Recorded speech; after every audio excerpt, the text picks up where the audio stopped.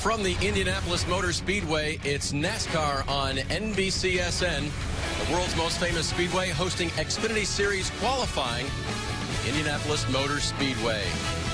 Gorgeous, gorgeous morning on pit road. The cars are lined up, getting ready to go. See the weather, temperature is perfect, not much wind, a great day to go qualifying at Indianapolis. And remember, it's going to be just a little different than we've expected at the 2.5-mile track. So it'll be single car qualifying today, not group qualifying as NASCAR has mandated. And we should see a great show today. Hi, everyone. Dave Burns along with Dale Jarrett and Kyle Petty. And Kyle, let me start with you. Everyone knows this place. Indianapolis Motor Speedway is known throughout the world. For an Xfinity Series team and driver to be successful here means what? It's their chance at the big time. I think as you look at the Cup drivers who have won here, at Dale Jarrett, at Jeff Gordon, at Jimmy Johnson, you're able to put your name alongside of it, and the emotion that goes along with that, and the glory that goes along with that. We've only seen one Xfinity driver, Ty Dillon, win this race, and we saw it in his brother's face, his brother cheering him on. We saw it in him. There you see Austin Dillon just going crazy. Here's Ty. You see his grandfather come in here in a minute and give him a hug. It's a family affair, but this put him at a different level. This is something, when you win in Indy, you've won big, and you know it, and everybody in the country that knows anything about motorsports knows it. And whether it's Sprint Cup or Xfinity, you get to kiss the bricks, as Dale Jarrett started back in 1996. DJ, 14 of the 17 races in the 2015 season have been won from a top 10 starting position. I'm thinking it's going to be about the same here today. Qualifying very important? Extremely important. And the added pressure of just having one lap in 2 sessions here, you're trying to make that top 12. So going out there and performing under a high level of pressure, and then knowing that you need to be up front. Passing is always difficult. Only 9 degrees of banking in these 4 corners, and so it makes it difficult to pass. They've got a new package here that the drivers really aren't sure about. They've run it some, but it's going to put a premium on getting in the lap that you want, so that you can kind of control the race that you want to have throughout the day, and not be trying to make a pit strategy get you where you want to be. You want your car to do that in your driver. Rules adjustments making even more intrigue here at the Indianapolis Motor Speedway. 40 cars getting set to qualify next here on NBCSN. News, results, and highlights delivered to your inbox. Subscribe to the free official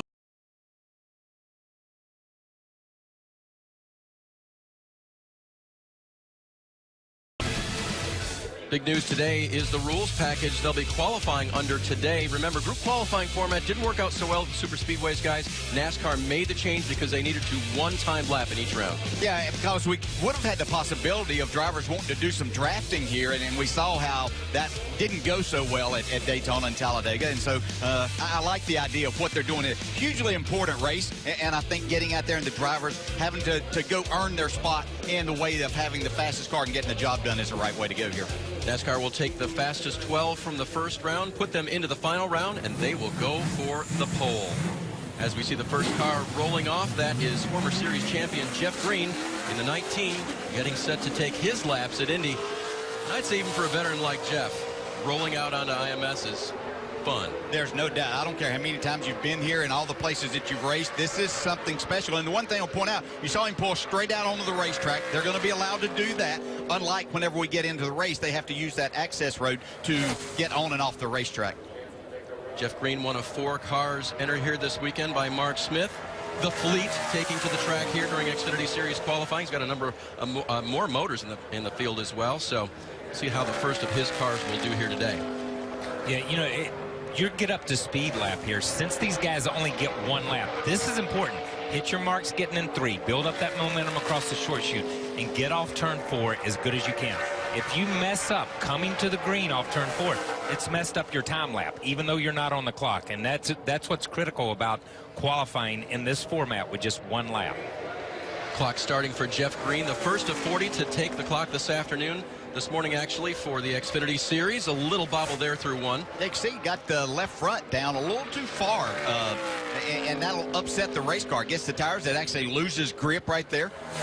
Had to get out of the throttle just a minute. There's going to be some drivers running, although in 1 and 3 you're not going to run wide open. You're going to get out of the throttle there, but 2 and 4, they're going to try to make that a wide open exit on those corners.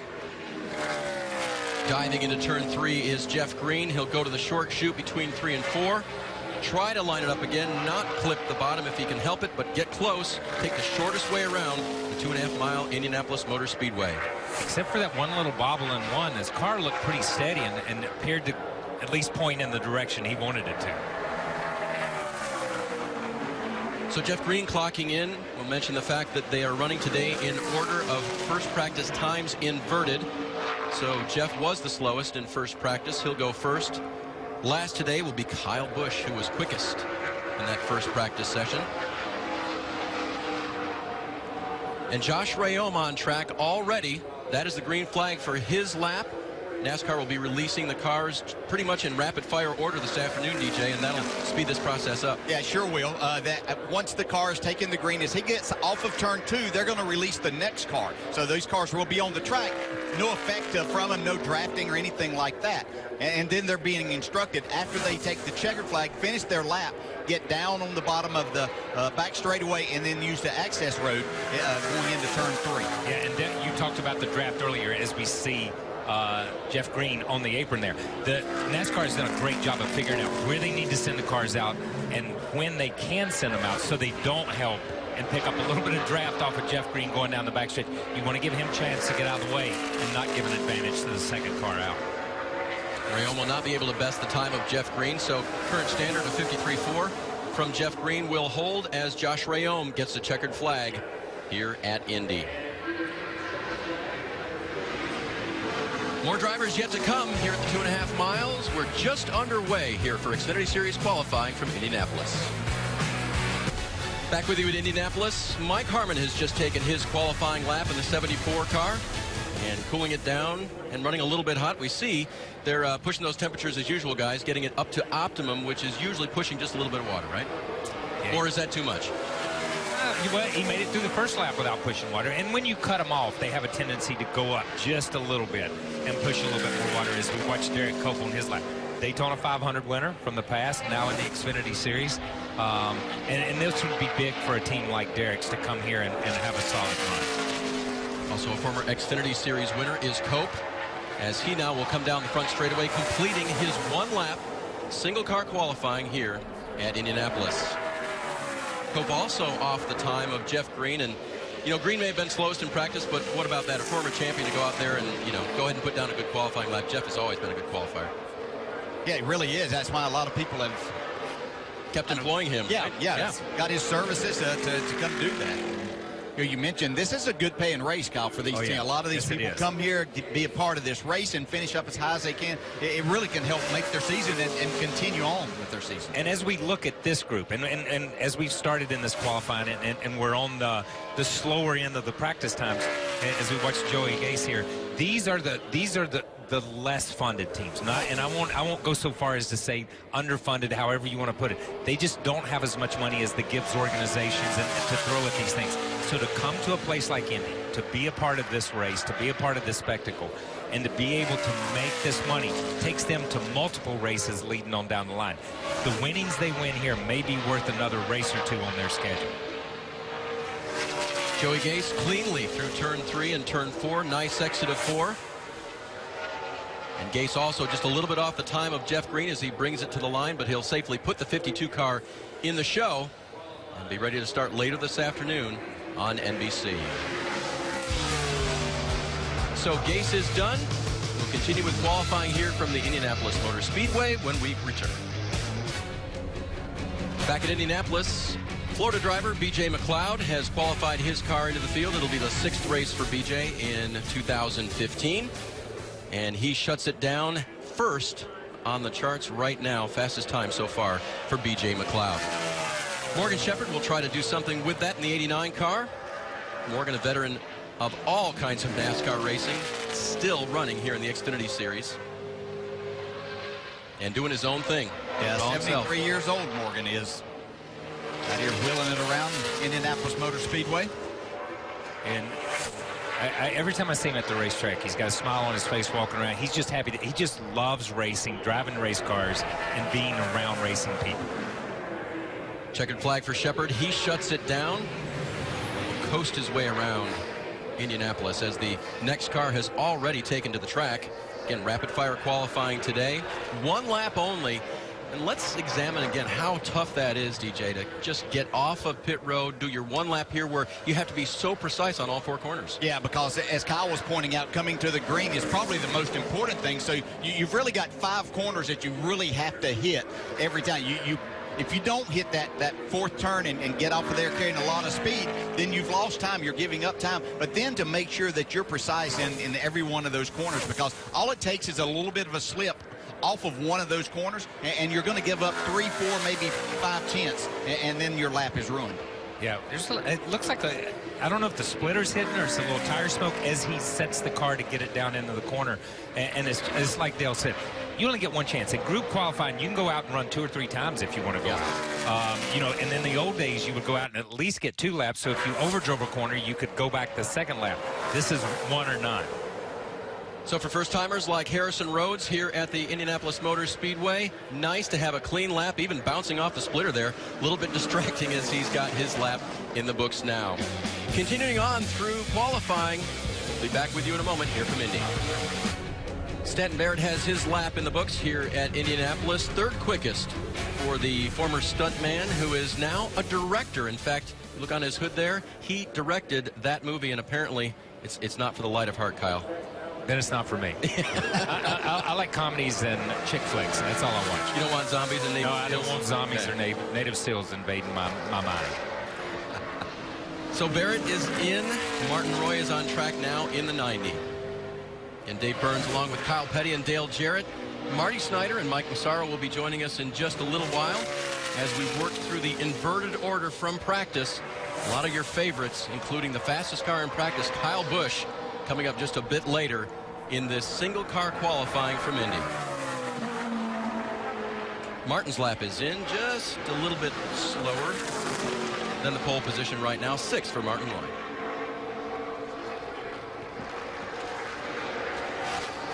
So next up is scheduled to be Peyton Sellers in the 97 car. And as he flashes by for his first trip to the Brickyard, talked to his crew chief John Monson this morning. Happy to be here. I think they'll have a good day. Well, it's always fun to come get experience at this racetrack, you know, and see what you can do and compete with the best. And it's just a thrill to race here. Yeah, it is. And you know what? I'm thinking about this as I've watched some of these guys go out, some of the younger ones, some of the guys who have never been here before. And we had Xfinity practice yesterday. These guys went through inspection and the inspection process last night. So the cars have been set. Now I'm asking you to go out, never having been here, but just yesterday, to run some laps as a rookie or as a first-time guy and run the best lap of your life. Yeah. And get me in this race and get me to the Brickyard, to that yard of bricks at the end of the race at some point in time. And that's got to be daunting for some of these guys to wake up on a Saturday morning and say, oh my gosh, I'm qualifying at Indianapolis. 11 drivers will be making their first start this afternoon when we get the Xfinity Series race started on NBC. Peyton Sellers has now qualified his car in 5th quick. Series veteran Eric McClure qualifies the 24 car into the race this afternoon. It'll be his 272nd start. And Eric has raced at all 3 Indianapolis races that have been run here in the Xfinity Series. We mentioned the guys down on pit lane on the grid. Let's start first with a couple of updates. Mike Massaro. Hey, Mike. Hey, Dave.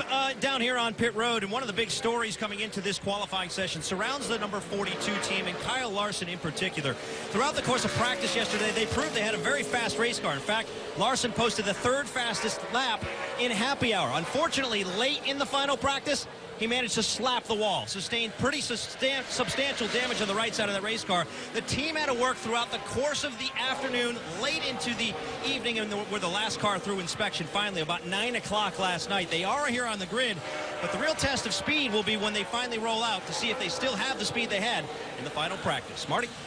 Well, Mike, as Ross Chastain wraps up his laps, Jeremy Clements will be next on the track as he takes the green. It's going to be an interesting weekend for Ty Dillon. They came here defending winners of the race. In the first practice, they lasted 1 lap before they lost an engine in their practice session.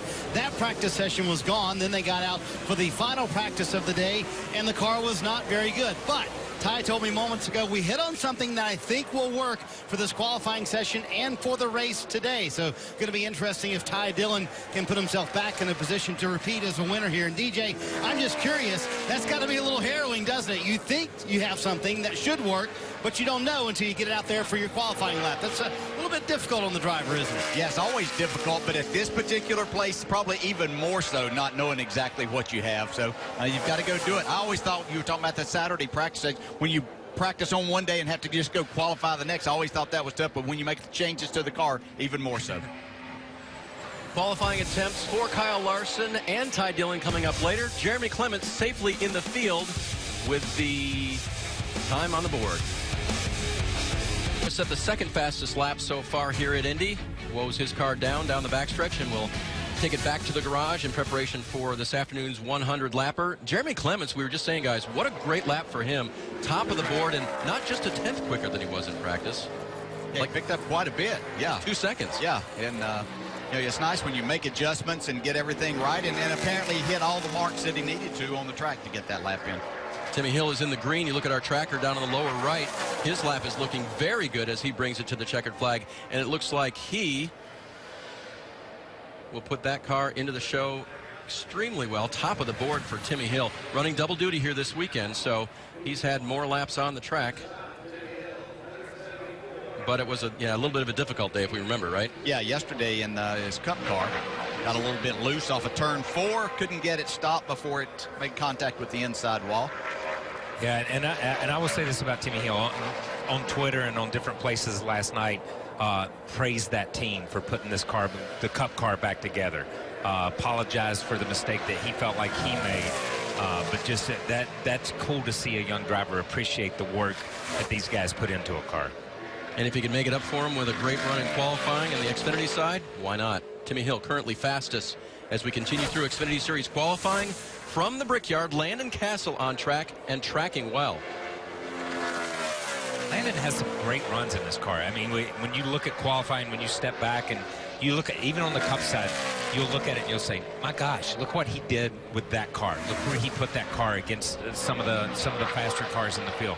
Does a solid job week in, week out. Incredibly smooth driver. This is his kind of place to just hit his marks and make it work. Hits all his marks through the corners, and coming to the checkered flag, Landon Castle will qualify the 0-1 car in for Johnny Davis, and it will be at the top of the board. Just a tick over 175 miles per hour for Castle here at Indy.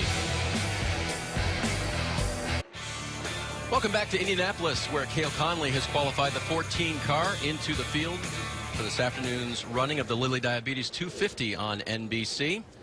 Catch that later with us, if you will, on a gorgeous day here from Indy. J.J. Yaley on track now in the 28 car.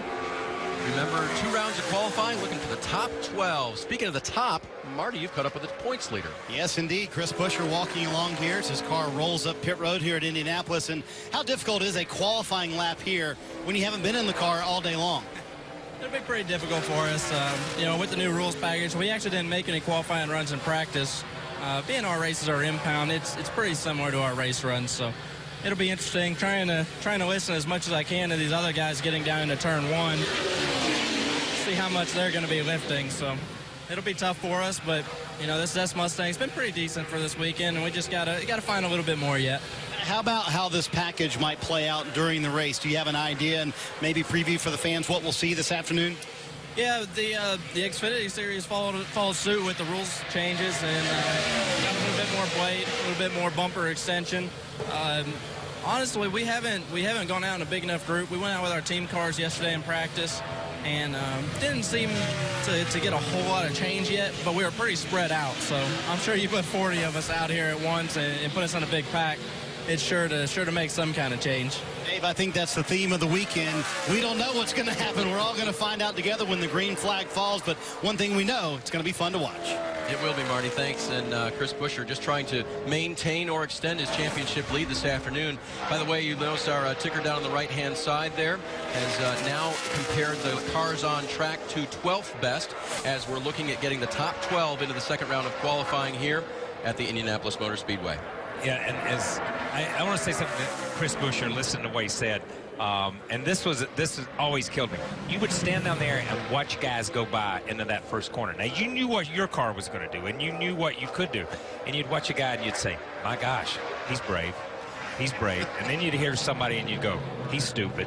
I don't know why he went that deep. You know what I mean? And then you would hear Jeff Gordon or somebody go by, and they'd let off way back up. And you'd look at the times, and they were 15, 2/10, 3/10 quicker, and it's like, okay, I got it. But you could talk yourself into overdriving that first corner because the adrenaline being pumped up. I'll tell you a quick story. I purposely, when we would stand out on the grid, would look back up the straightaway towards turn 4 just to look at the cars. I would not look down as to where they were letting off or want to listen or to try to figure out what they were doing or what their car may do, because I didn't want that in my mind. I knew what I was capable of doing with my race car, and that's where I was going to go regardless of what somebody else did. So you can talk yourself, get yourself in big trouble. Big trouble. Big trouble. People wonder how mental it is to drive one of these cars. You've got to think through all those things, right? Ryan Sieg is on track now in the 39, finishing up his lap. Had a solid qualifying run last week. Really good. Really impressive against the field last week. Third best at the moment, currently in the top 12. See if he can keep that car there throughout the afternoon. Remember, we're going from practice times in practice 1 here, slowest to fastest. So we would expect to see the cars continue to work their way into the top 12 and perhaps even take the top spot currently held by J.J. Yaley. Big weekend for Ryan Reed here at the Speedway, guys. Yes, he is an amazing story. And we had a piece on NASCAR America about him and his struggle, and when he was diagnosed with diabetes, they told him he couldn't drive a car again. He found a doctor. They went through the process. He's got a crew member with an EpiPen and a spot on his uniform that tells the guy where to hit him if he has an issue, constantly checks and monitors his blood in the car. It is an amazing story of overcoming that once the diagnosis and still being able to chase his dreams and live his dreams. Yeah, the win at Daytona earlier this year in the first Xfinity race, just incredible. Things haven't gone as planned since that time, but nobody else can say that they won the Xfinity race at Daytona in 2015. That would be Ryan Reed. He has clocked in 5th quick now for Reed. 16 will race this afternoon here at Indy. Back with you in Indianapolis. Xfinity Series qualifying ongoing. 2 rounds this afternoon. The top 12, you see on the left of your screen there, Dakota Armstrong has put the car in there and hopes that he can stay in that top 12 to move on to round number 2. And they will go for the pole. The car with some Hendrick horsepower. That's Alex Bowman in the 25. Making his attempt here for Xfinity Series qualifying. Good looking up the speed lap, Kyle. Yeah, it is. Alex is a good little race car driver. He really is. When you watch him drive that Cup car and in the Cup Series, he's spot on. Yeah, he really is, and goes to the top of the board here. Nice lap. First one down in the 52nd bracket. Goes by quick, doesn't it? 1 lap only. Marty?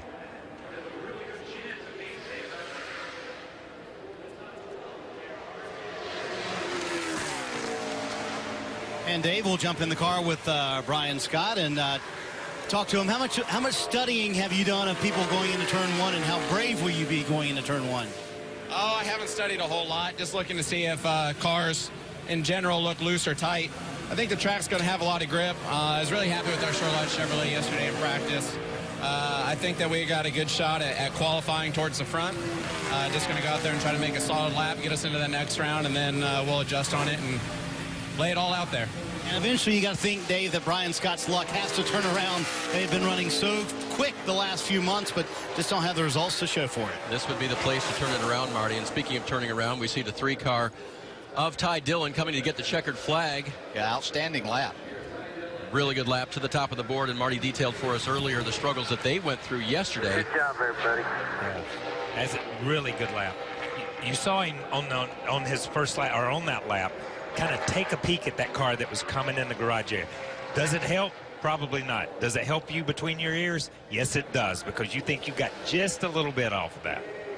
We're getting down to it now. 25 cars have taken time getting into the faster cars as Chase Elliott takes to the track. Mike? And Ryan Reed has just gotten out of his car. And first off, let's talk about your lap. What'd you think of it? It wasn't very good. We're gonna have a lot of work to do this afternoon. Just really struggled in practice yesterday, and the guys I think made the car a lot better. Just try to anticipate what the car was going to do and kind of underdrove it. So take some responsibility there. We talked about it, and we looked at we looked at some video and felt like we're probably overdriving it a little bit, and right there wasn't the time to underdrive it. So we'll be all right in the race. I think they got the car pretty decent, but track position's big here, so we're going to have some work to do this afternoon. All right, well, good luck out there this afternoon. Thank you. Mike, we had a moment up here as Chase Elliott had a moment off of turn 4, touched the wall. Yeah, just obviously powered up pretty quick coming through 4 there, and just pushed out on him or ran out of racetrack right there and bounced off it a couple times. Put a couple of marks on the wall. Take a look at what we saw with Chase Elliott just finishing up his lap. Very quick car, but this exit, DJ, is tough. Yeah, it really is, and this is something they'll have to look at. They may have to do a little bit of work on that car, which would forfeit their starting position here with this being an impound race. Yeah, and you talked about how important qualifying and track position was, especially for a team like this that has the potential to be in victory lane today. See, that car was loose right from the very beginning. When he exited turn 1, he used up all of the racetrack getting out there, and it just gets progressively worse like that. You have to keep trying to get everything that you can out of it, though. And there's Chris Buescher trying to get everything he can by easing to the inside and trying to get just a little bit. When the car is running that much slower coming in, it's not going to help a little bit. But, still, when I say running slower, that car's still probably running 90 or 100 miles an hour at that point in time on the racetrack coasting in. So he gets just a little bit of a sniff of a draft off of the car that went out before him, Chase Elliott. Chris Buescher brings it to the line. He is in the green as far as the top 12, and he goes to the top of the board. There's 22. That's you, buddy. Good job. Yeah, fastest lap of the weekend right there. Yeah, I think we're going to start seeing that with the cars that go out. We're going to see this top spot start changing places, but that was a good lap. Hey, real quick back to Ryan Reed, that delicate balance between overdriving and underdriving here at Indy. Yeah, it is right there. And it is so easy to overdrive, especially into turns 1 and 3. And once you do that, you can't really recover from that. And what it does with these cars that don't have a lot of horsepower, the engine just never recovers from that. So, you don't want to certainly feel like that you left something out there by not getting there where you wanted to be. But it's very easy to overdrive, and then you make your time even slower. Yeah, and you can hear Kevin Harvick here, talking about what the car is doing right now. They struggled with this car yesterday mightily. He was never happy with anything it did, but he's trying to diagnose the car even during the qualifying lap to be able to give them some ideas of where they're going to start or what adjustments might have to be made. Not going to be happy with this either. Way too loose. They've been on both sides. Yes, they have. We heard yesterday they were way loose. They made a lot of changes, went way tight, and that is not where we expect Kevin Harvick to be starting this race. And understand what these teams went through yesterday. Got here at 7 in the morning or earlier. They worked all day long. In Kevin Harvick's case, they didn't get the car any better. Had to go through tech last night at dinner time. And then their changes they put on overnight, they didn't have any time to do anything with them except one lap right here. Yeah, exactly. And I want to go back to what you were saying about Ryan Reed. Dale had touched on that earlier. He watched the guys come off 4 so he wouldn't change the way he drove. Ryan Reed and those guys had gone back to the truck at some point in time, watched some film, looked at some data, and talked himself out of doing what he had been doing. Yeah. And when you change that for this one qualifying lap, you can see he's disappointed in it. Darrell Wallace Jr. on track now for Roush Fenway Racing, taking that 6 car through turns 3 and 4. His first weekend ever at Indianapolis, and I'm sure enjoying himself. Yeah, I talked to him yesterday after the first practice. He said it was certainly different. He'd done it on his simulator, but he said it's quite different than that. He was looking forward to this, though, but Thursday's the first time he had ever seen the track. So clocks in then that 12th spot right now. Into the top 12 like his teammate Reed, but he won't be happy with that, I'm sure. 3 cars now from Roush Fenway Racing in the top 12 here at Indianapolis. Qualifying continues when we come back.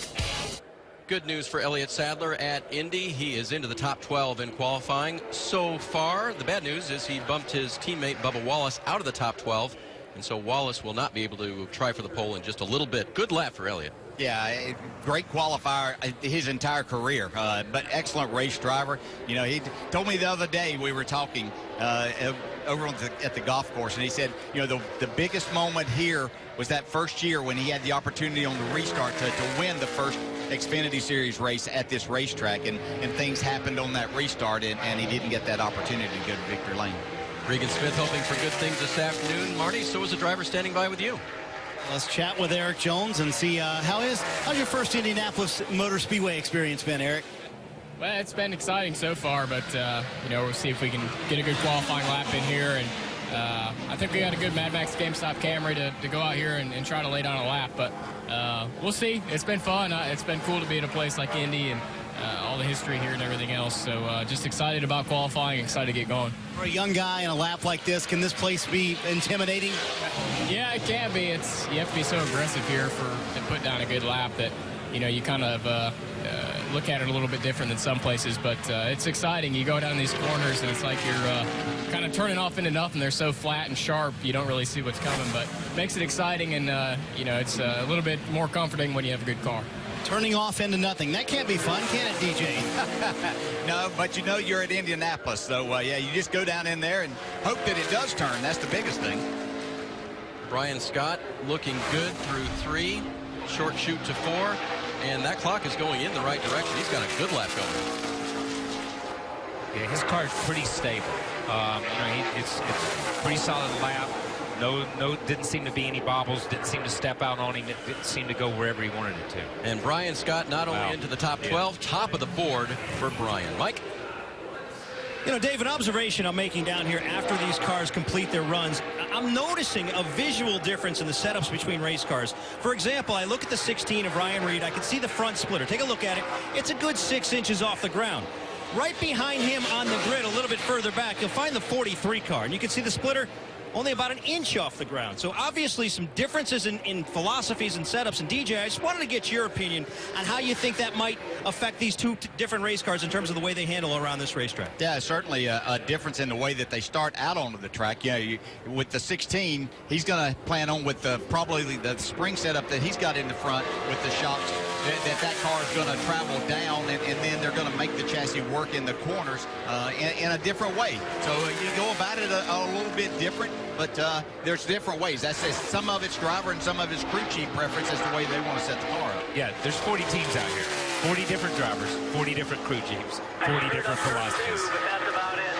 Pretty dang good except for 2. That's Brendan Gaughan. Pretty good except for 2, and he's on the good side here. But one corner missed here can be an issue as he'll clock in 3rd into the top 12. Yeah, and if they're gonna have a problem at one of them, especially in qualifying, where you can lose a lot of speed, it'd be off of turn 2 or off of turn 4 because it takes you to the long straightaways. But still a good lap for Brendan. Marty, we've talked about how qualifying is inverted today from slowest to fastest. I think you're standing by with fastest. Yeah, Kyle Busch certainly fast, and everybody in the garage area says 54 car is the one to beat today. Agree with that assessment, Kyle? I don't know. We'll see. Certainly we've been good here every year we've been here. It's just about trying to make it all happen and be in the right place at the right time at the end of the race. So Monster Energy Camry, though, I'm pretty optimistic for. We'll see what these guys have done for me overnight, and maybe we made it somewhat better. How tough is it to qualify when you haven't been in the car all day long, though? It's not too bad. It's the same for everybody, but this just gives you an opportunity to lay a lap down. At least you have 2 sessions, so you can at least try to get yourself in the top 12, and then know what you did on that lap in order to put yourself in a better spot for trying to go for the pole. Kyle Busch going to hop in the car, but as we said in the garage area this morning, a lot of talk about that 54 machine, and I don't think we should be surprised by that, should we, Dave? Not at all. Weekly occurrence, Marty. But again, Kyle looking good here.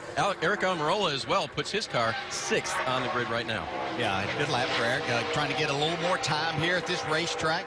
Since they don't get a lot of testing time, these drivers, younger drivers that haven't been here a lot, just an opportunity to get some more laps. And back to the Kyle Busch, once the 54 truck rolled in, he became the favorite. Yeah, they ever rolled the car off. So I know he didn't want to say that, but that's... Yeah. And just for the record, that's pretty much the way it is everywhere he shows up in that 54. Yeah. Speaking of the 54, here's his teammate, Daniel Suarez. Great story this morning. Talked to a couple of mechanics who were with Kyle last year. They're with Daniel now, and they said, we used to have the most fun busting Kyle's chops just to loosen him up. We're doing that with Daniel, and now he is just getting it, and it's making him more confident, more loose, more fun at the racetrack. And I think it's showing up in the way he's performing.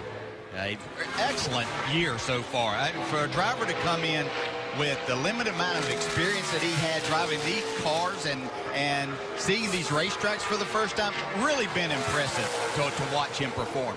Good lap going. Yeah, let's see the time for Suarez, who has been the top finishing Xfinity regular the last 2 weekends, and he will put it on top. Remember, he had the pole at Daytona, which was oh so exciting on a 2.5-mile high bank track. Might happen here again today. Yeah, and he might, and he had a lot more to do with this lap. At Daytona, the car had a lot to do with it and what they had given him, but the driver has to go out and get the job done here. Nice job. That would be a nice double if he could do it here this afternoon. Yes, definitely so. Ryan Blaney may have something to say about that. You can see it. Sometimes it's really easy as you go to qualify, especially down in turn 1. That's a really tight corner down there, and you cut it off a little bit too much. We've seen a number of them get that left front tire down a little too much and get that little bit of a wiggle. I don't know if it's hurting the speed much. It looked like he was able to continue on a pretty good pace, though. There's that weaving that Kyle pointed out earlier, trying to get just a little bit of a toe off of the slowing 18 car. Blaney now through 3, through the short chute, trying to make that all-important exit off of 4.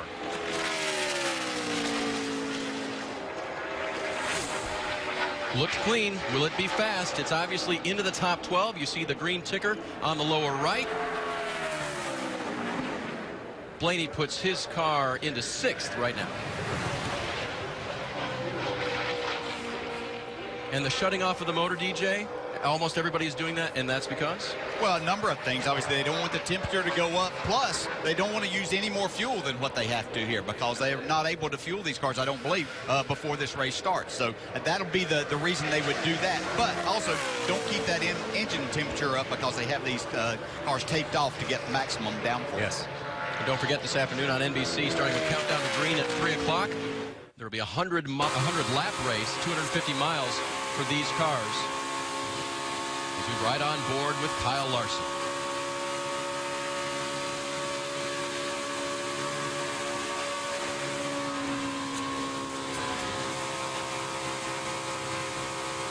Barely breathing that throttle, DJ.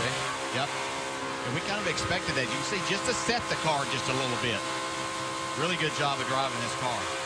Looked smooth. It got in the wall right at the end of practice yesterday. They had to make repairs to it, but he was fast in practice. Yeah, first lap back on the track since he did that. See how well they repaired it? 4th quick for Larson. P4 right there. Give you. Talked to the guys this morning about that. It was just cosmetic damage. They checked over everything on the right side of that car, especially the right rear where you had the most contact. They said everything looked good, so they shined it up and put it back out. And I think he accomplished everything he wanted to there. He's going to be in the next round, so that's all that he wanted to do, feel the car out, make sure everything was good, and get himself into that next round, and he'll probably make a little better lap the next time. And Dale mentioned something that he eased up off the throttle to set the front end. Sometimes when you stay in the gas, the front end won't take. It won't, you overrun it. You run through the front end. So you have to ease up, let the car, the front tires grip, and then turn in.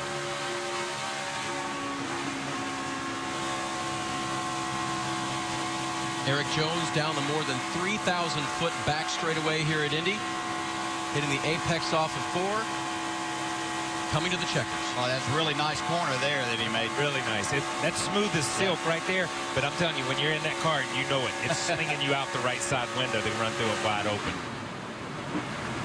He shuts it down. 7th quick for Jones. And listen to the wind noise. It just gets so quiet in a car.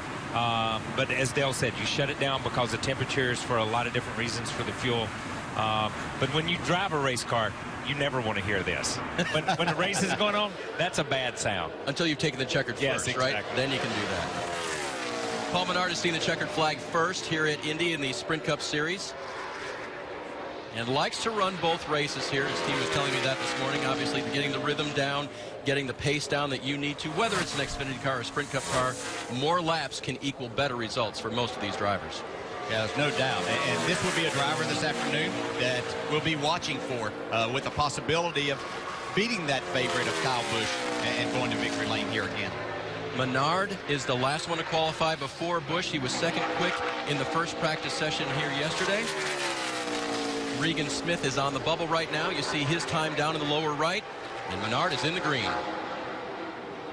Yeah, and this is more than qualifying for Regan Smith. He's in the dash for cash here. So now does not make it to the last round. He's bumped out by Paul Menard, which puts Chase Elliott on the bubble, who is also in the dash for cash. So if we assume Kyle Busch is probably going to put his car in the top 12, That'll put Smith down to 14th. And again, running for a $100,000 bonus, DJ, it's a little more difficult from back there. Well, it is more difficult. You certainly make your day more difficult, but still, that's not that bad. He knows that they struggled with their car yesterday. I think they made some changes. Hopefully, they've made it a little bit better. Paul Menard there was the first one. Sorry, Dave, but the first one over 180 miles an hour. Here is Kyle Busch going for the pole, not going for the pole, but going to put his car near the top of the grid to run for the pole in round 2. Kyle, of course, ineligible for that dash for cash we've been talking about since he's not a series regular. Regan Smith, Chase Elliott, Chris Buescher, and Brendan Gaughan will be running for that later this afternoon. Kyle Busch basically runs his own personal dash for cash every Xfinity race. Chase Elliott is on the bubble. His car was 12th quick, and Kyle is in the green, so Chase will have to live with 13th place starting position later this afternoon. As Kyle Busch puts it in 11th, maybe saving a little something for round 2. Almost saved too much there. I don't know if that car just didn't drive the way that he wanted, or if he made one little bobble somewhere that we didn't exactly see that cost us some time. When we come back, we'll talk to some of the drivers here in Xfinity Series qualifying. Round 2 to come up here at Indy. NASCAR racing from Indianapolis on NBC and NBCSN. Tomorrow on NBCSN at 2 p.m. Sprint Cup Series racing from the Brickyard presented by Golden Corral. And today on NBC at 3 is the Xfinity Series Lilly Diabetes 250, for which we are qualifying right now. And with round 1 over, some surprises maybe, who will start 13th through 40th. Yeah, I think the biggest one that sticks out to me is Kevin Harvick, who has struggled with this race car. Talk about it really loose in qualifying. Not many changes they can make before the race, though. Yeah, and Ryan Ree and Darrell Wallace, their teammate, is up there in 4th position. So that's a little bit of a surprise that the cars weren't any closer together. 2 Roush cars into the top 12. 2 Roush cars did not make the top 12 here this afternoon. There are your 13th through 40th as we get set for round 2. Mike, you've caught up with Chase? Actually caught up with Daniel Suarez. Has a victory here at Indianapolis. Of course, that was Bill Elliott who won the Brickyard 400. Now Chase wants to follow in his footsteps. How would you assess your chances after this qualifying run now is in the books? I don't know. We didn't, get in the top 12 there. So I don't know. We'll give it our best shot today. Our Napa guys are working really hard this weekend. I've complained a lot, and they've done a lot to really step up and try to make our car better. So I thought we made gains, big gains from practice to qualifying today. So I'm excited about the race. We'll give it our best shot and see where we end up. Chase Elliott finished 12th a year ago, looking to better upon that here this afternoon. And Mike will talk to his teammate Regan Smith, chatting it over with his crew. And I know not the weekend you wanted. Assess the qualifying lap, and did the car get any better and all from practice yesterday? I don't know compared to practice. We didn't make a mock run, so we don't know what the car would have had yesterday in practice. We've been working hard. Everybody at Junior Motorsports has been working hard to try and figure out where we can get more speed, and obviously we're going to have to continue to do that. Today was not what any of us wanted. You don't come to Indy and ever want to miss the second round of qualifying, but we're going to formulate a plan and do what we can today to make the most out of the day and get the America's Power Chevy up front. Clean coal. Appreciate them being here with us this weekend. It's a good-looking race car, and we're going to keep working hard with it. Is there a way to describe the level of frustration? So much effort went into this race, Regan. New cars across the board at JRM, and it just doesn't seem to be hitting this weekend. Any reason why, and describe the level of frustration? Well, we're all competitors, so it's, the frustration comes from a lot of different places. We all want to do good. We all want to win. We all want to be the best. And, from top to bottom, the teams, that's how we all think. So the only way we're going to get out of it is to work together to figure out what's going on and where we've lost that little edge that we had here last year. And, whatever we got to do, we're going to do that to make that happen. And if you want to spin it positive, you can say, now we know the direction not to go, right? Sometimes that helps, right? I did say also we're going to have less laps on our car to start the race on the tires, so that's good too, and we'll be right there on the edge of the guys that have to run again. But we'd rather be running right now, rather be getting the laps on our tires and getting to experience one more lap before the race, but we're not. So that's done, it's over, and now we got to focus on the race. Terrific point, and you can never count out a guy like Regan Smith either, Dave. There's no way, Marty. 4th in the championship will start 14th this afternoon. Round 1 is over, a 10-minute break. We'll come back and give you round 2 when we come back. Champions is in prime time on NBCSN. Beibut Shumanov faces veteran contender BJ Flores in Las Vegas. Premier Boxing Champions tonight at 9 on ENBCSN. Marty, who are you going toe-to-toe with right now? Not toe-to-toe, but hanging out with Elliott Sadler. And I know you're evaluating your own lap, Elliott, but you're also watching Paul Menard's lap. How impressive was the lap he put down? That's really good. That's got to be wide open pretty much everywhere except maybe. Can you do that? I hadn't tried it yet. Maybe I'm saving the best for last, right? Yeah, exactly. Busher, Chris Busher, my teammate, and I talked about it. It's like you run wide open and see how far you make it, then I'll maybe try it if you make it. But anyway, you go first, right? Yeah, that's right. You go first. So anyway, our one main financial forward was good. I mean, to get to the second round here, we all know track position is going to be very, very important here at Indy. Always is, no matter what the rule package is. So you want to qualify up front, get yourself a good pit selection on pit road, and start up front on these restarts. So we passed the first hurdle, which is good.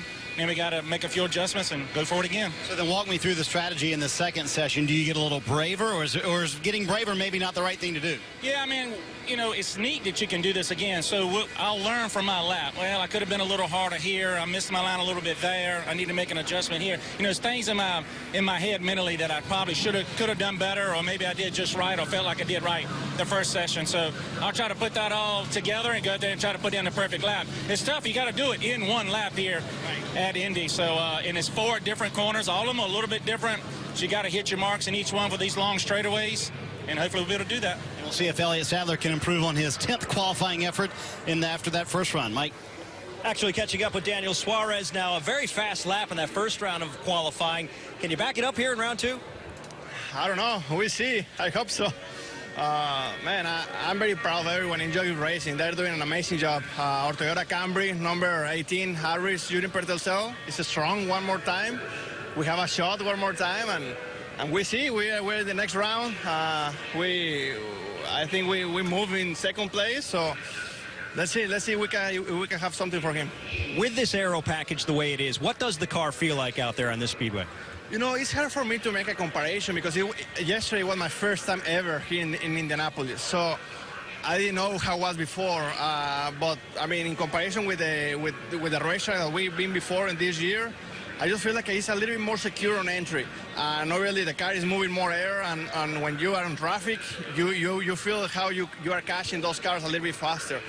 So far, that's pretty much it, but I'm pretty sure that we are going to figure out many different things from the past to right now on this aero package in the race.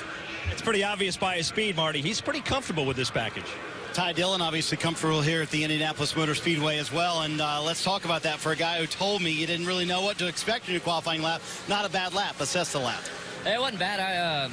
Nick Harrison and the guys really worked hard on their Bass Pro Chevy after practice yesterday, and I think we're pretty close. I left a little bit out on the table, so I'm going to go for it here. We're already locked in the top 12, so I'm going to give it all I got. I think I left a little bit too much on the table that last run, but all in all, I'm really happy the way our Chevy's driving, and I got a lot of confidence now, so it's going to be good for today. Before you go out for that final round, can't hurt to have a little memory of last year, can it? Talk about what that win here at Indianapolis meant for you and your team and your family. It was huge.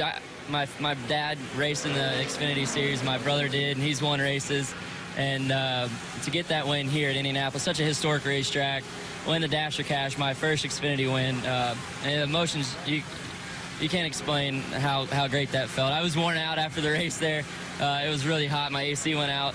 But it's a moment I'll never forget. It was such a great day. I got my ring back today, so hopefully we'll be kissing those bricks again. And, man, that was a great kiss. Best shot of all that, of course, aside from celebrating in victory lane, Austin running down the steps. I was worried he was going to fall for a while. Yeah, it was cool. It was awesome to see him up in the stands getting so excited. And that's what it's about for us, man. We love this sport. It's been so great for our family. And when we can win and get our family involved, there's no better feeling. Always fun to relive the memories when you win anytime. But I would assume, DJ, when you win at Indianapolis and you see those highlights over and over again, never get sick of that, do you? Never gets old, I promise you, Marty. And that was great. What a great family celebration they were able to have at the most historic racing venue in the world, and just to see them and take that, and for Xfinity Series driver to win, the confidence that it gives him, and not only him, but other drivers that know that they have cars that are capable of that here today.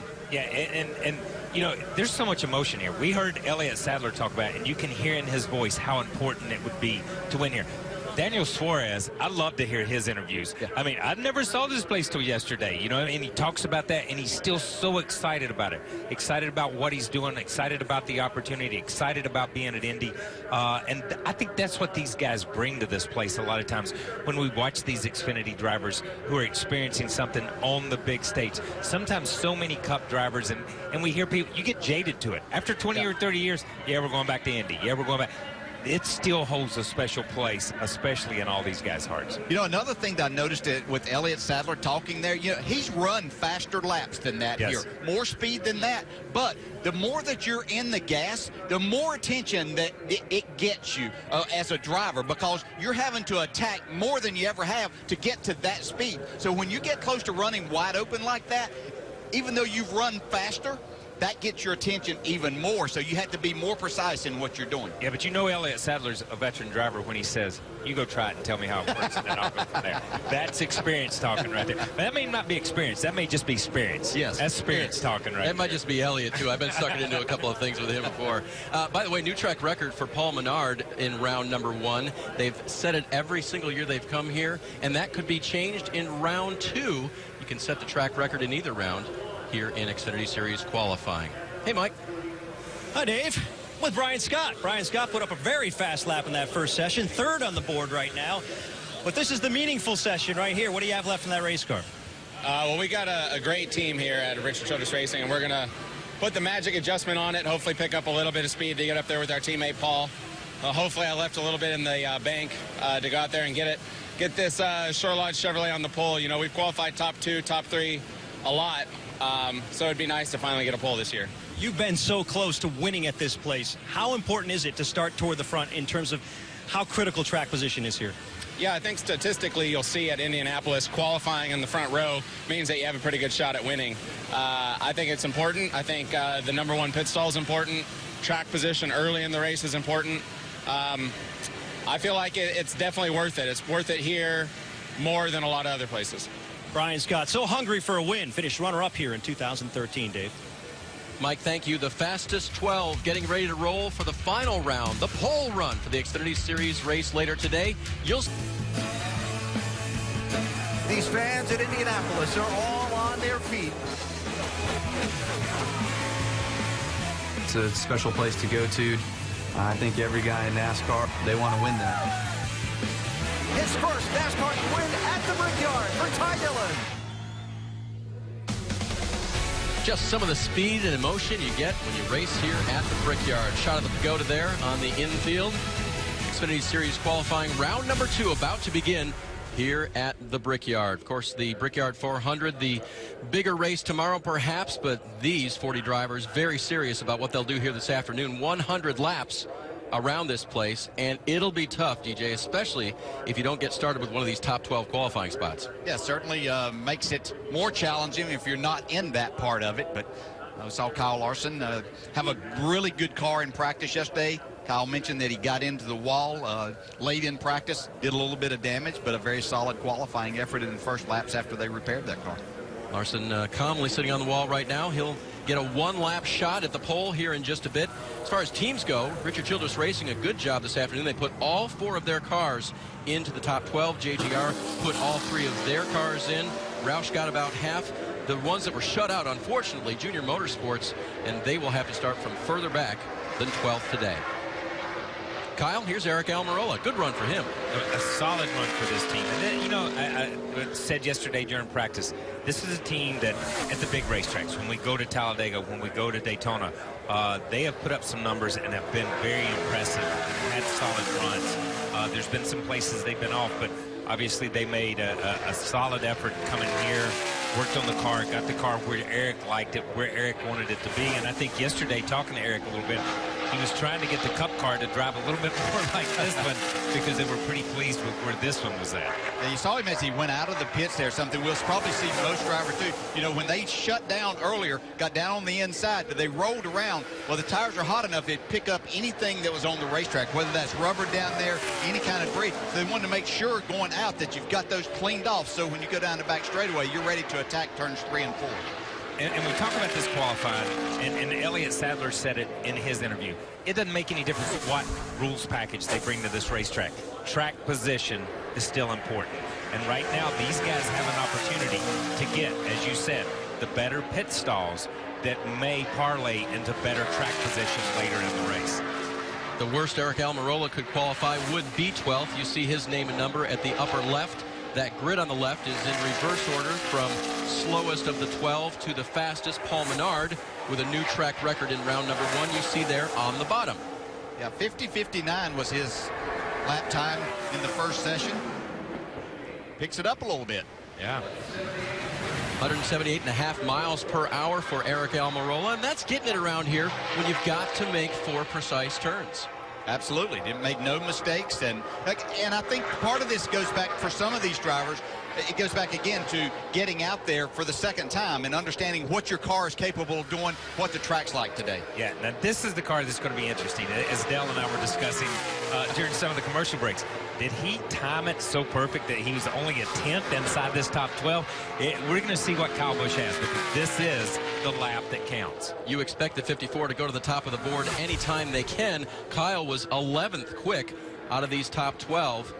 We'll see if that matters. Was he holding something back? The benefit here. But I think we expected it just off of practice times yesterday, too. You know, not just saying, okay, every time he goes out, he's going to do it.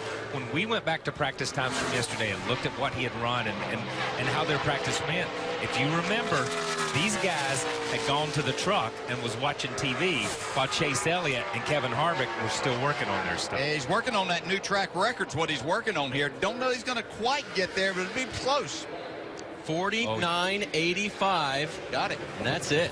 And did you see that ticker rolling from the center of the corner off? I mean, that car is turning and exiting. Good job. We'll see how it holds up. I guess that answers our question. He is that good. He is could that just get good. in there by 10th and save the tires. Yeah. Tell me what you want me to run, and that's what I'll go run. Because that's basically what that first qualifying session looked like. He knew exactly where he needed to be inside that top 10, and he got there. And kudos to Chris Gale and the crew. The car that they put under Kyle, the combination of that driver and that equipment, quickest so far in a new track record. We'll see if it holds as Elliott Sadler takes to the track. And we watch as we watch Elliott out. The one thing that does too is, as we look at Menard and Suarez and Scott, guys that thought they had him where they wanted him, thought they had that 54 back behind them, thought he was in a different place. Now all of a sudden they're looking in front, and there he is in front of them, and they've got to go out and run a lap a little bit better than that. And they can. We've seen the laps that they put down. All those guys are capable of it. Yeah, but he squarely put the pressure on them. Yes. Elliott starting and stabilizing at a 10th behind, now losing a little bit more time. You see his time in the red over on the lower right. His time off the pole, that is, right now. Now 50:54 was his time. We've seen both the cars so far pick up from their first round. Sadler crosses the yard of bricks with a time of 50:32, so he's ahead as well. Picked up 2/10. Good run. I'm going to go ahead and go out on a limb and say nobody is going to pick up as much as Kyle Busch did. Yeah, that's a real stretch. I think you're safe out there. I think you're safe out there. Young Ryan Blaney takes to the speedway now. His time in the first round, Blaney's, was a 50:39. And catching the car there. Which is okay as long as you don't scrub up a lot of speed, but better to keep it out of the wall, right? Yeah. Long back stretch, looking to the inside, trying to catch a little bit of a toe if he can. There's Sadler back down to the inside. Yeah, I'm not buying all of that. I never found that to be good. I mean, anytime that you're turning more, you're using up a little bit more, plus you're turning the steering wheel. I like getting away from the wall a little bit, but I'm not buying that because you're getting nothing from, as Kyle's pointed out a couple of times, nothing from the toe of that car. Because it's moving too slow. Yes, yes. Checkered flag for Ryan Blaney. It will not be the pole. He will clock in 4th quick out of our fast 12. It looked like that car might have been a little too free in this second session, that he lost the grip that he had with the new tires from that first time. Confident that Greg Irwin and driver will get that righted for the race. They can make a couple of adjustments between now and the start of the race, but not a lot. Pretty much have to put on the grid what you qualified for. You ride with Eric Jones.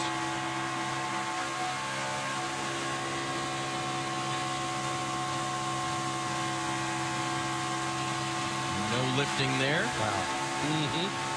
Yeah, that's what I thought we would get from a lot of these drivers as far as turns 2 and 4 went. That, you know, if they roll out, it's just a little bit. They're still probably going to stay at least 80% in the throttle at those. As you can hear there, even into turn 3. A lot of throttle. It's going to be a really good lap if he can get off of turn 4. I know I'm old, but I never thought I'd come to this place and see a stock car run flat-footed through some of these corners. I mean, because we talked about that when we first came here, and the Indy cars did. Jones just a 10th off of the pole there, a little more than that. But he's second quick this afternoon so far. Just impressive precision. It's wide open. Favorite corner. Precision driving and wide open, like you said. Can't get any more out of it than that, can you? Nope. Ty Dillon, last year's winner, he's on track now to see if he can put the 3 car on pole for today's race. Be a tough challenge. He said he was going to go for it. And he's safely through turns 1 and 2. Very impressive for RCR to put all of these cars, their 4 entries here, into the top 12. As we go back to the last 3 or 4 Xfinity races, those have been the guys. The RCR cars, and if we go to the RCR cars and the Gibbs cars, those have been the cars when it comes to qualifying that seem to take up those 5, 6, 7 places out of the top 10 week in and week out. Ty Dillon with his qualifying time for the field this afternoon. Half a second off, and he'll be 5th quick right now. But what they've overcome, we've talked about. Difficulties in the first practice, changing a motor on that 3 car, getting limited time therefore, and really correcting it in the final practice session. In fact, I was talking with his crew chief, Nick Harrison, and said the driver was pretty happy with it by the time they got done with final practice. Yeah, Ty Dillon slowed down about 1/10 of a second from what he did in that first session. Here's his teammate, Brendan Gaughan. You heard Brendan say that he did good for 3 corners and missed turn 2 just a little bit.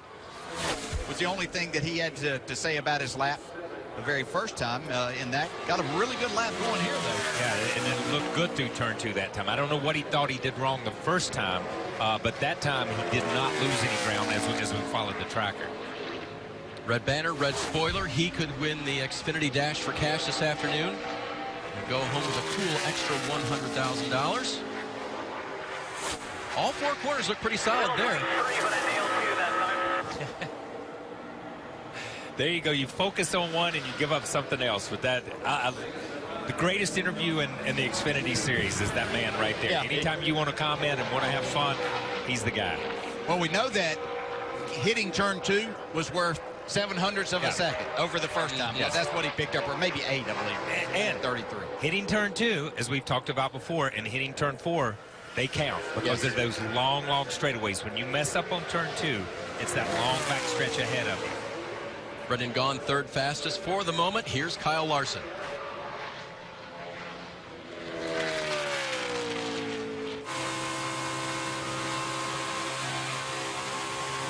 We rode along with him in his first lap, and he lifted a little bit going into turn 3 here. Let's see if he does the same thing. Didn't come all the way out of the throttle.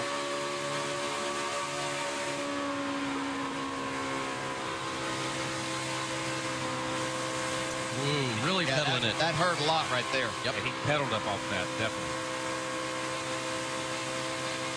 And you would think, since he pedaled up off of 3, that he would be able to go flat foot through 4 because the speed would be down, but he couldn't there either. He still had to. So this car's not working exactly the way he wanted it to.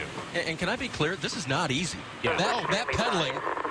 That pedaling was incredible. Yeah, and pedaling just means you're on and off the gas. You're just pushing it in and out, just trying to get the car to take a set and do something, whether it's turn the way you want it to turn or whether it's to stop sliding because it's sliding out from under you. Because there's a wall coming up. Yes. Championship leader Chris Buescher is on track now. Getting the green flag, powering his car down into turn 1 right on the white line. I'm sure he had the benefit of hearing some things that his teammate Elliott Sadler maybe had to say about the track and being back out there, what the car may have done. Yeah, and we know they talked after the first qualifying session. During Elliott's interview, he said he and Chris had spoken. So you know as soon as he went out that his guys were down saying, hey, what's the racetrack like? Has it changed? Well, he didn't get all the way down to the white line right there, and I think that's going to hurt his exit speed. You can see how much the clock's going, how much quicker. It seems like when you make an adjustment, that clock picks up time. Yes, it does. And when you saw that white line, it was going to the left, farther away from the car. So it was almost like it just drifted out. Like you say, he cut in, missed his mark. So Buescher safely into the field, but certainly not what he was hoping for. 9th quick for him at this point, and that little catch through turn 3 cost him a lot of time. It is amazing as we look at Chris Buescher's lap compared to Kyle Busch's lap. It's almost a second between these guys. 9 cars and almost a second. That's how impressive that we look at Eric Jones and Kyle Busch, just those 2 cars, how fast they ran. Brian Scott trying to impress now. Nearly won this race a couple of years ago on the final laps. Good laps so far. A couple tenths off the pole. You can hear him roll out of it just a little bit too, EJ.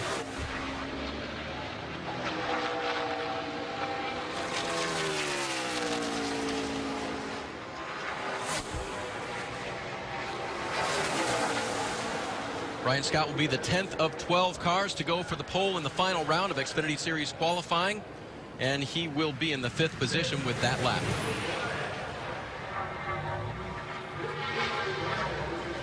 And Brian shuts it down. You know, 178.6, not quite the speed that the Sprint Cup cars are making around here, but it's still significant. That's why we talk about the precision of the laps have to be right on. Still, it doesn't matter what you're running and the speed. You have to have that precision to make the laps and make sure that you hit those marks and get the most out of your lap and your car. Daniel Suarez, first visit to the Indianapolis Motor Speedway. We heard the excitement in his voice. It was sort of one of those, he doesn't know what he doesn't know yet, and that can be good sometimes, right? It can be, and he's just been so impressive at all of these tracks to take this car. He's got a great car, good organization, but look what we've got going on here. Yeah, that car was smooth as silk through 1 and 2. Taking on his teammate Kyle Busch for the pole. Picking up there, well, lost a little bit of time on the exit of turn 3 right there. And now into the red. Can he pick it up coming off of the final corner? It'll be close. Turn 3 is where we've seen the last 3 or 4 cars have issues. That's where they seem to have lost some ground on the track.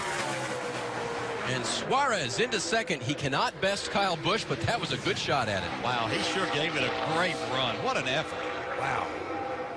He gets more impressive every lap we watch him run. I think it's hard for people to understand. You growing up in Hickory running short tracks, me running short tracks and tracks all over. He didn't have that opportunity. No. And to come and be able to do this with the limited experience he has in stock cars, well, it's just amazing. And with a language barrier. Yes. Honestly, Daniel is learning the English language. He's from Monterrey, Mexico. He has time away from his family and friends. This is a hard thing for him to do, and he's gaining confidence every week. Every week, and he's come to what I would consider probably his toughest test to this point, I would think. This is a hard racetrack to get a feel for because it's so completely different than anything he's ever seen. Right now, the Joe Gibbs Racing cars are 1, 2, 3 in qualifying. Paul Menard is going to try to upset that trio as he makes his way off of turn 4. It doesn't look like it's going to be good for the pole, though. No, the RCR cars didn't. It looked like that they needed those new tires to get their fast lap in there. Too tight. I'm talking about how the car will not turn throughout the corner. Menard clocks in, and he will be 5th. It is a 1, 2, 3 sweep for Joe Gibbs Racing here at the Indianapolis Motor Speedway. The next 2 cars are Richard Childress Racing cars, including Paul Menard. So that was neat. I mean, Kyle's time we sort of expected. We sort of expected him to do something spectacular in qualifying, but then his young teammate rolls into the 2nd position too. Mike, you've caught up with the pole sitter. Yeah, he's hard to catch up with. No one else could catch him on the racetrack. I'm glad I was able to. Hey, I can't imagine things going any better for you right now. You've won 3 of the last 4 Sprint Cup races. You're on the pole here at Indianapolis. What do you think it's going to be like leading this field down into that first corner with this brand new aero package? I'm glad I'm going to be the one leading it and out front, you know, so all in all, I just can't say enough about all these guys, everyone on this 54 Monster Energy team. You know, we've qualified first here for, I think, 3 now in a row, but you know, that doesn't have anything to say for what the race is here, you know, today. So I'm looking forward to it, though. You know, you definitely got to keep it out front. You got to stay up front. You got to have good pit stops, and you got to do everything right. So it's not over till it's over, but this is certainly a good start. Busch has a very fast race car looking for his second career Xfinity win here at the Brickyard, Dave. Mike, number 1 out of 40 this afternoon, and that's just where he wanted to be to start this prestigious race for the Xfinity Series here this afternoon. Yep, certainly JGR shows us what they do week in, week out there. But a pretty impressive mixture of experience and guys with young, just ready to go get it done in those top 3 or 4 rows. And manufacturers spread out there too. Fords, Toyota, Chevys all up in the front there. We see the next group down to the outside of row number 8, and Kevin Harvick. Will they find something for the race that allows him to move back through? Yeah, that's going to be the question as we look at those guys. We saw Ryan Reed felt like he left something on the table. Darrell Wallace, another Ford driver. See the rest of the field running through now. Stanton Barrett lower left there, making another start in the 15 car for Rick Ware. Eric McClure to his outside. And our final starters this afternoon, Josh Rayome and Mike Harmon will make up the last row. And they'll get going for 100 laps here at Indianapolis, 250 miles here this afternoon. Hey, we got to go. Sprint Cup Series qualifying is next. Stay with us here on NBCSN. Congratulations to your pole sitter, Kyle Busch.